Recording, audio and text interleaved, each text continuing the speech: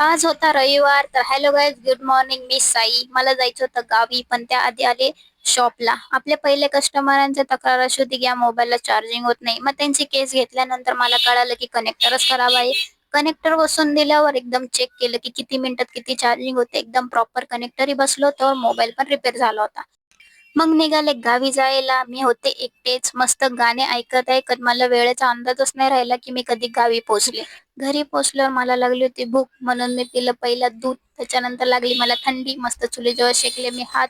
त्यानंतर बाहेर मारली मस्त झाडू. झाडू मारलं, मला परत लागली थंडी, म्हणून मी गेले परत चुलीजवळ, परत शेकले मी हात. मी विचार करते हंबरण्याचा आवाज कोणाचा येतोय. मग कळालं की राजाला लागली होती ताण. मग त्याला दिलं आधी पाणी. त्याचं पाणी पिऊन झालं, मला परत लागली होती थंडी, म्हणून जाऊन मी परत शेकली हात.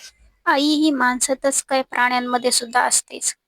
तिचं पिल्लू कितीही मोठं होऊ दे तरी तिच्यासाठी ते पिल्लूच असतं. शेवटी ती त्या पिल्लाला मायेने जवळ घेतेच. मला परत वाजली थंडी, म्हणून मी गेले चुलीजवळ आणि मस्त शेकले हात. मग हिरवा पाला कापून आणला. एक दिला स्वीटीला, कारण ती जास्त खात नाही. मग दिल्या शेळींना पाला. त्याच्यानंतर म्हणलं आपला राजा तर काही हिरवा पाला खात नाही, मग त्याला दिले पेंडी.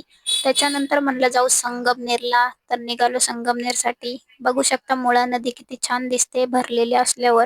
प्रत्यक्षात जे मी नजारा पाहिला खूप छान होता.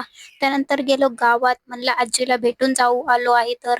आजीची भेट झालो, निघालो संगमनेरला. जाता जाता परत लागली होती भूक, मग पिली लस्सी. चला मग माझा मिनी ब्लॉग इथेच एंड होतोय. भेटूया नेक्स्ट मिनी ब्लॉगला. थँक्यू.